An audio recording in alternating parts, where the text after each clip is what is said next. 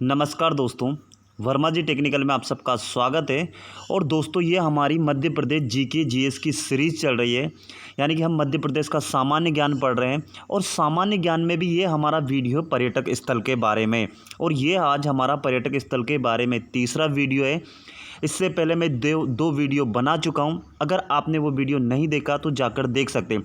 एक वीडियो में मैंने ग्वालियर के बारे में बताया, और एक वीडियो में मैंने जो छतरपुर है, छतरपुर में जो खजुराहो के मंदिरों के बारे में फुल डिटेल से आपको बताया हुआ है ना। और आज हम दोस्तों बात करने वाले हैं अशोकनगर जो हमारा ज़िला है, और उसमें जो चंदेरी का किला विले के बारे में हम फुल डिटेल से बात करेंगे। तो चलिए ज़्यादा टाइम नहीं लेते हुए हमारा वीडियो स्टार्ट करते हैं। तो दोस्तों सबसे पहले तो आप पिक में देख लीजिए, ये सामने जो किला बना हुआ ना विशाल का है, कितना खूबसूरत है। ये है हमारा दोस्तों चंदेरी का किला, है ना। लगभग 11वीं शताब्दी में इसका निर्माण बना हुआ था, लेकिन देखिए अभी तक खूब खड़ा है, तो बहुत फेमस है। कभी आपको अगर जाकर देखना हो तो देख के ज़रूर आइए। चलिए मैं इसकी दूसरी पिक दिखा देता हूँ आपको। और ये दोस्तों अंदर से देखने में कैसा लगता है, पूरा एक पहाड़ी पे है, पूरे चारों तरफ पहाड़ियों से घिरा हुआ है, बहुत हरियाली है, काफ़ी मज़ा आता है। एक बार जाके देखिए, आनंद लीजिए।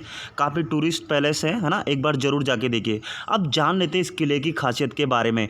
तो मैं चलता हूँ थोड़ा सा दूसरी स्लाइड पे, ताकि एक खाली पेज ले लेता हूँ, ताकि अच्छे से आपको आराम से समझा देता हूँ। तो दोस्तों सबसे पहले तो व्यापम में ये कि इस टाइप के क्वेश्चन पूछे जाते हो, पर्यटक स्थल, मंदिर, मस्जिद निर्माण, ये जो भी फेमस स्थल है उसके बारे में व्यापम का ये फेवरेट टॉपिक है। और इस बार इसमें कुछ ना कुछ क्वेश्चन आते ही आते हैं।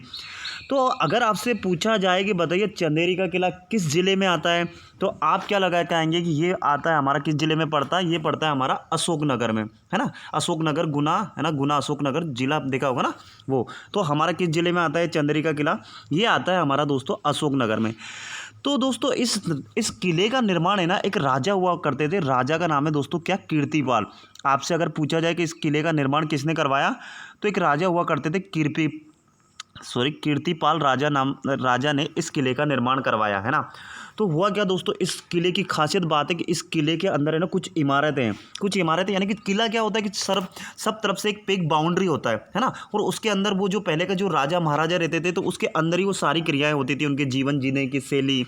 उसी में उसके बहुत सारे महल होते थे, उसके पिकनिक, उसका पार्क यानी कि पार्क वार्क होता था, उसके घूमने की जगह होती थी। तो वो पूरा क्या है कि पूरा किले के अंदर आता है। यानी किला क्या हो कि चारों दीवारों से एक बाउंड्री होती है, और उसके अंदर ही वो राजा का पूरा रहन सहन, उसका उठना बैठना सब वहीं पे होता है।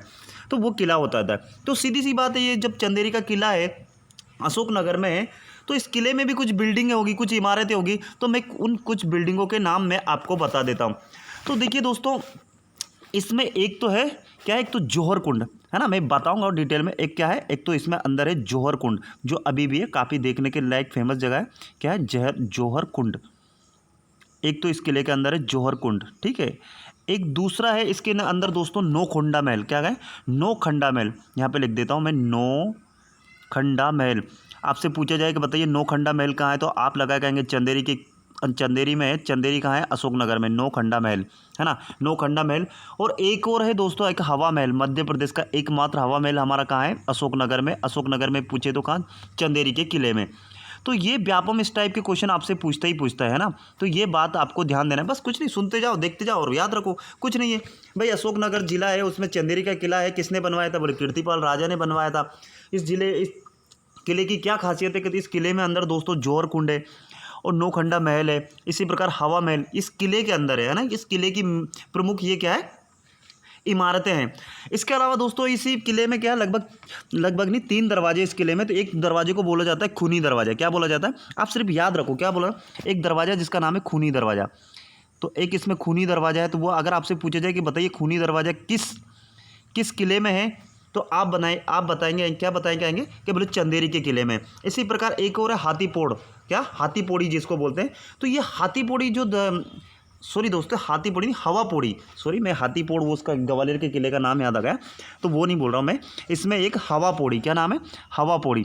तो एक दरवाजे का नाम है हवा पोड़ी दरवाज़ा। तो ये जो हवा पोड़ी दरवाजा ना दोस्तों, इस किले का सबसे ऊंचा और सबसे बड़ा दरवाजा है। कौन सा? ये हवा पोड़ी दरवाज़ा। जो चंदेरी का जो किला है उसमें मेन 3 दरवाजे हैं।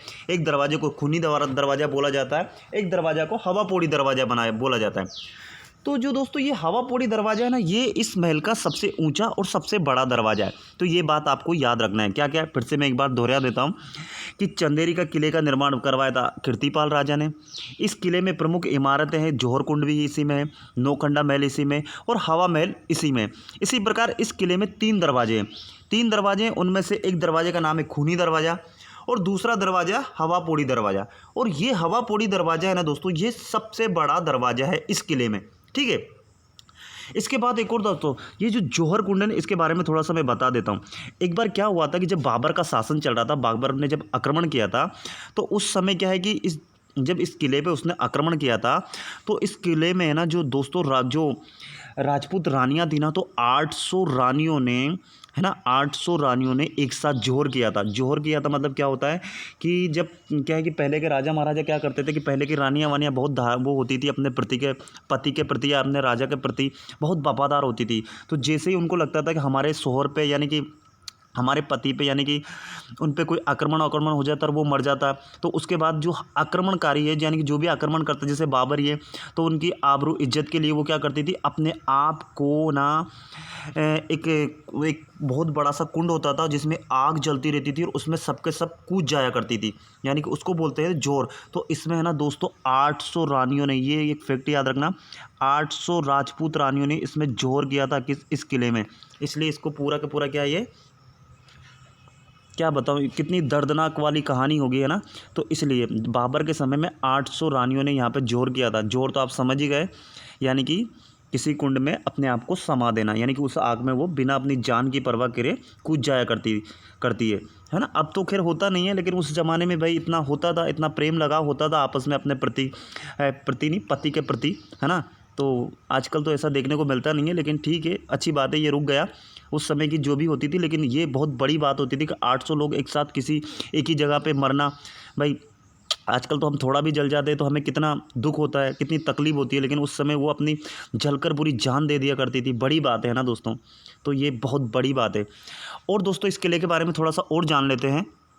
तो दोस्तों इस चंदेरी के किले के अलावा और एक और बात, ये जो चंदेरी है ना, ये एक साड़ियों के लिए बहुत फेमस है। आपने नाम सुना होगा चंदेरी की साड़ियाँ। तो ये वही है, जो चंदेरी जो नामक गांव है ना, ये अशोकनगर में पड़ता है। ये चंदेरी वही गांव है, यानी कि वही सिटी है जिसमें चंदेरी की साड़ियाँ बहुत फेमस है। यहाँ पर ये हथकरघा द्वारा वो साड़ियाँ बनाई जाती है और शायद इसको अपन का GI टैग भी मिला हुआ है ना चंदेरी की साड़ियों को। तो ये बहुत फेमस है। इसके अलावा दोस्तों जो हमारा जो अशोकनगर है ना, इसमें और भी महल हैं। जैसे कि एक महल का नाम है कोसक महल। क्या नाम है, आपसे पूछता है ना व्यापम आजकल कुछ ऐसे ही क्वेश्चन पूछता है जो किसी को नहीं मालूम होता। तो इसमें इसी अशोकनगर में एक कोसक महल है। और ये जो कोसक महल है ना दोस्तों, इसका निर्माण हुआ था 1445, कब, 1445 ईस्वी में। किसने करवाया था, तो मालवा के जो खिलजी थे ना, उन्होंने करवाया था। मालवा के खिलजी ने किसका, इस कोसक महल का निर्माण करवाया था, मालवा के खिलजी ने। तो ये बात भी आपको ध्यान रखना, कभी कभी क्या एक्स्ट्रा फैक्ट भी पूछ लेता है व्यापम, और ये तो उसकी खिलजी, तो ये तो उसकी खासियत ही है, इसलिए आपको इस बात पे ध्यान देना है ना।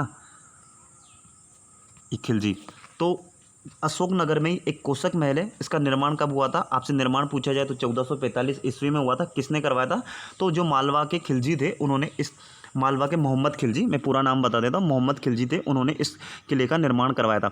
इसी के अलावा दोस्तों अशोकनगर में एक ताल है जिसको परमेश्वर ताल क्या बोलते हैं, परमेश्वर ताल, यानी कि तालाब है, उसको परमेश्वर ताल बोलते हैं ना। तो ये बात भी आप नाम लिख दूँ क्या, परमेश्वर, ये परमेश्वर ताल, यहाँ पे लिख देता हूँ ताल। तो यहाँ पर क्या, अशोकनगर में एक परमेश्वर ताल भी है। इसके अलावा दोस्तों एक छोटी सी बात है, एक कब्र है यहाँ पे जो बहुत फेमस है। थोड़ा सा उसके बारे में थोड़ा सा इतिहास में बता देता हूँ कि क्या है उसकी कहानी, क्या है उसकी खासियत। तो थोड़ा सा क्या है कि हम इसको मिटा देते हैं। और मैं क्या बोल रहा हूँ कि अगर आपको वीडियो अच्छा लग रहा हो तो वीडियो लाइक वाइक करो, चैनल को सब्सक्राइब करो। क्या हम छोटे छोटे वीडियो बनाएंगे और जितना भी मध्य प्रदेश का GK GS है वो हम पूरा तैयार कर लेंगे। क्या है कि दोस्तों आजकल व्यापम है, इतने सारे एग्ज़ाम होते हैं, तो मध्य प्रदेश में ये इस टाइप के क्वेश्चन पूछे ही जाते हैं। व्यापम अगर किसी को एग्ज़ाम करवाती है ना, तो वो इस टाइप के क्वेश्चन पूछती है। वो छोटे छोटे एकदम अज्ञात जगहें उठाती है और उसके बारे में हमसे पूछा जाता है। तो क्या है दोस्तों, इसके अलावा मैं क्या बोल रहा हूँ कि यहाँ पर एक कब्र है ना। किसकी कब्र है, मेहरुनिसा की कब्र है। क्या है, एक कब्र है जिसको बोलते हैं शहजादी का रोजा। क्या बोलते हैं, एक बना हुआ है 12 फुट ऊंची चबूतरे पर एक वो कब्र बनी हुई है।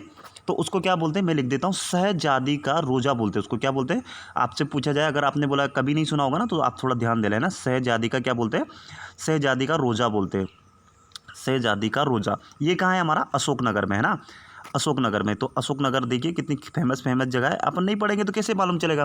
तो शहजादी का रोज़ा, तो इनके बारे में थोड़ा सा दोस्तों बता देता हूँ मैं। क्या हुआ कि जो चंदेरी के राज्यपाल थे, कौन, चंदेरी के राज्यपाल थे, उनकी बेटी थी क्या, मेहरुनिसा, नाम लिख देता हूँ मैं, उनकी क्या नाम था, उनकी बेटी का नाम मेहरुनिसा। अब सीधी बात है, उसके राज्यपाल थे और उनकी बेटी थी, तो वो सीधी सीधी सी बात है वो राजकुमारी हुई। तो ये मेहरुनिसा थी ना दोस्तों, तो ये मेहरुनिसा को अपने एक जो सेना प्रमुख थे ना, उनसे ही उनको क्या हो गया था, प्यार मोहब्बत हो गई थी, यानी कि उनको उनसे प्रेम हो गया था। किससे, जो सेना प्रमुख थे उनसे प्यार हो गया था या मोहब्बत हो गई थी, यानी कि उनके प्रति प्रेम था उनको। मेहरुनिसा उनसे प्रेम करती थी, किनसे, जो उनके सेना प्रमुख थे उनसे। तो वो क्या है कि जो जो राज्यपाल थे, जो वहाँ के जो राजा थे, यानी कि मेहरुनिसा के जो पिताजी थे, तो उनको ये बात पसंद नहीं थी। क्या, ये बात पसंद नहीं थी उनको। तो ये बात मैं बता रहा हूँ दोस्तों 15वीं शताब्दी की है ना, थोड़ा सा आपको थोड़ा सा समय भी टाइम याद रखो। ये 15वीं शताब्दी की बात है, यानी 15वीं शताब्दी में क्या, एक राज्यपाल हुआ करते थे और उनकी बेटी थी मेहरुनिसा। तो मेहरुनिसा को अपने सेना प्रमुख से ही क्या प्रेम हो गया था। तो अब उनके पिताजी को ये बात पसंद नहीं थी, तो उन्होंने क्या करा कि जो सेना प्रमुख थे ना, उनको क्या है कि युद्ध के लिए भेज दिया, युद्ध के लिए भेज दिया। और युद्ध के लिए भेज दिया तो उसके बाद क्या, जो उनके कुछ सैनिक थे ना, उनके जो कुछ खास आदमी, किसके, उस राजा के जो खास आदमी थे ना, उनको समझा दिया कि इसको ये वापस जिंदा नहीं आना चाहिए, है ना। पहले भी देखो षड्यंत्र होते थे, आजकल भी षड्यंत्र होते हैं। षड्यंत्र तो रुक नहीं सकते भाई, जो बेईमान लोग हैं या कुछ जिसको बुरा करना है वाला है, उसको कौन रोक सकता है। तो उस समय भी चलता आता छलावा, ये सब कुछ, दुनिया ही ऐसी है, क्या करें। तो अपन को तो इस सब बातों से हटकर थोड़ा सा अपनी पढ़ाई पे ध्यान देना है। तो वो क्या हो, उनको वहाँ भेजा। तो वो युद्ध में क्या है कि वहाँ जाके जैसे वो युद्ध में गए तो उनको घायल हो गए, कुछ अपने ही दुश्मन होते हैं आजकल, तो अपने अपने दुश्मन हो रहे हैं ना।